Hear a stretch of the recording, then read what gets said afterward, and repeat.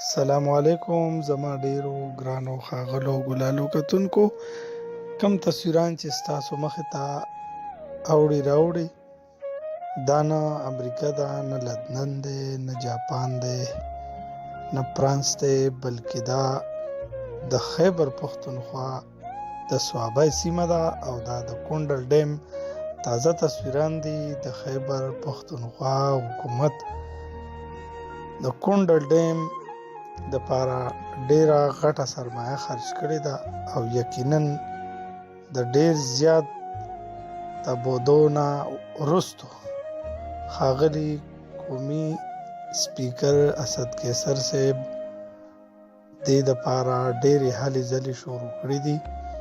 یقینا را روان نسل به انشاءالله د دې نه ډیره زیاته فایده پورته کوي.